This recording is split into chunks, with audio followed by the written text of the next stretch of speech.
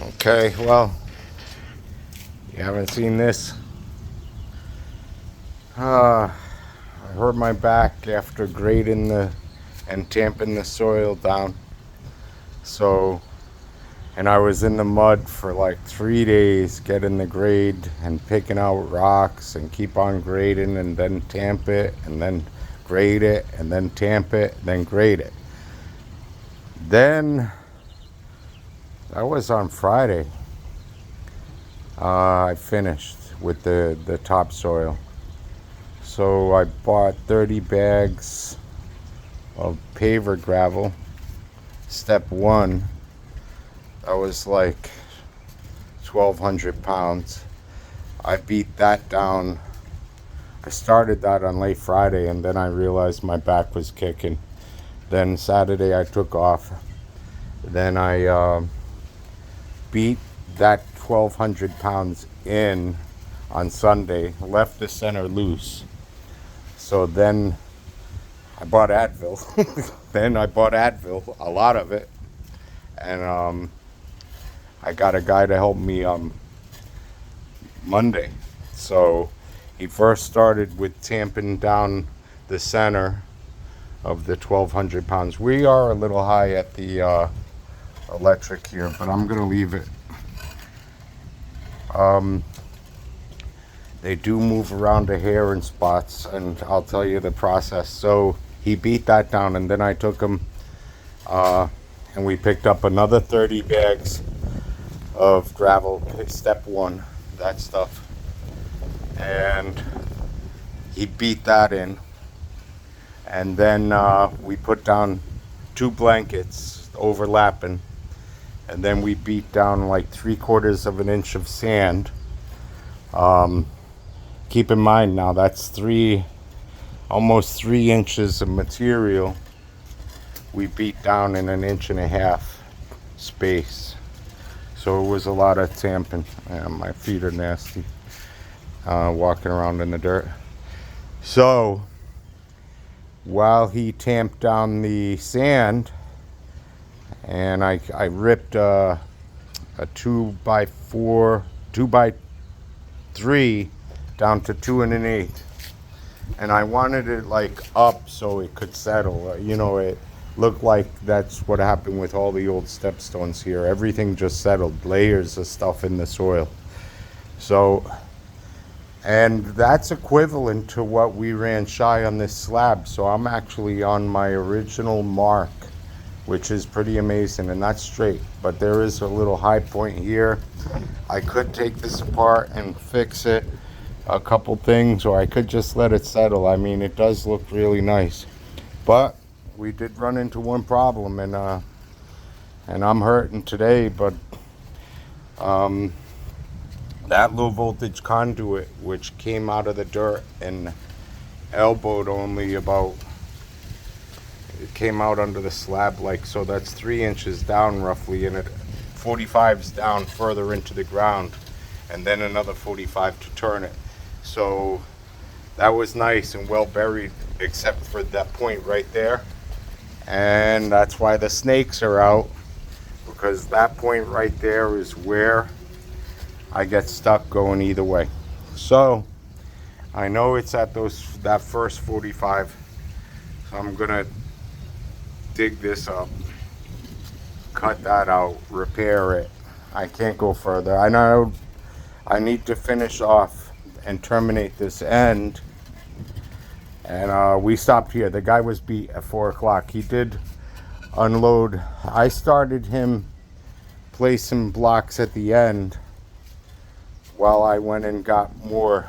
He sent me for more step one for the end. So, and that's where you wouldn't normally see any gaps in this, and there is one of these 16, maybe it's a couple of them, that just are a hair off. So I'm gonna try to close those gaps. Then I'm debating whether to cement this in or to just beat down the extra paver number 1 I got. That would be nice.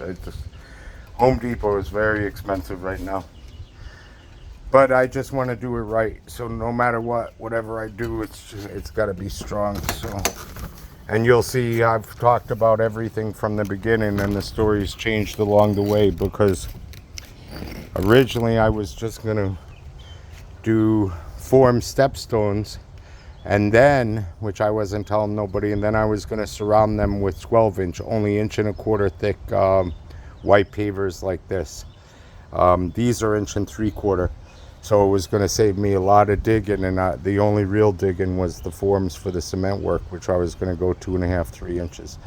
Anyway, after all the work of the digging, the roots, even the sprinks and the low voltage, there was no sense at that point in like trying to like save and be nifty, and I wanted a good look after all that work, because that was just insane. So, and why I stopped, he wanted to rush the end. The guy I had helping, he was a real hard worker. Oh my god, this guy helped unload these 60 blocks plus 1,800 pounds of sand, but I pulled everything right up to the van in the back gate. Like he told me at the beginning of the day, let's go pick up a truck of gravel. You know, he had a pickup. And I'm like, then you gotta unshovel it all. And my back was already kicking. I'm like, no, we're buying 30 bags. They loaded up at Home Depot, plus the sand. They use a forklift. No bending under those stupid shelves. Back right up, cut the bag open and drop it. That was the whole scene. So like Monday I did 4 trips altogether. So I first picked up that, then I went back and picked up the centerpieces, because there's 20 of these, 42 of those, so I have to think of things in pallets. So I picked up the 20-inch ones, 1 pallet, so that was light. You know, that's probably only 500 pounds, but I kept the next pallet. So I came back, unloaded that, and at that point he was done beating in the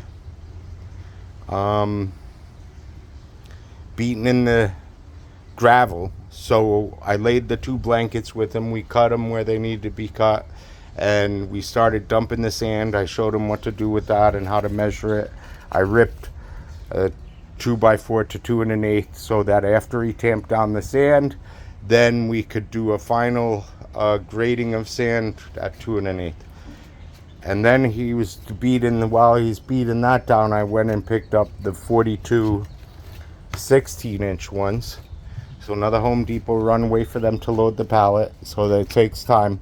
And I got back, and lucky enough, he was down this end. So we noticed this end is messed up. Not bad though. It's just that 120 is a little high, and then of course everything's a little low at the door. So, so what I was getting at is I didn't want to rush and terminate this, because I want to end at the gate line, because everybody, my mom, everybody ended at the gate. Okay, so we're going to end at the gate line, and I don't want no 3-inch piece. I don't want no small piece for that 20-inch. So what I'm going to, and it looks like it's on a hair of an angle. It is what it is. Now, you know, whether, it don't matter. So anyway, I'm going to have to cut this one back to about here. Okay, so this way I can cut another to fit there. It'll make sure that these interlock nicely. There's some meat on each side of the cut, and then there was a nice hunk at the end. I'll put the piece across the end, sure that up, put the spikes in, then we'll decide whether it's paver based to compact in the corners, or cement. So, and then back to here, and why I hesitate is I'm already thinking of what else I'll explain. Along here, now I could use regular cement, but it's going to be gray, and these things are almost white. So you could see those 2 blocks at the end are dirty, and I'm not even going to take a chance with these blocks. When I dig there, I'm going to swap out those 2, and then this way I'll start getting the blocks situated here. you can see the line in there. So that line leads to somewhere. And most likely here, it's this one kicked sideways. So this is kicked sideways, but it looks straight here, but here's the gap to make up for this kick over here. So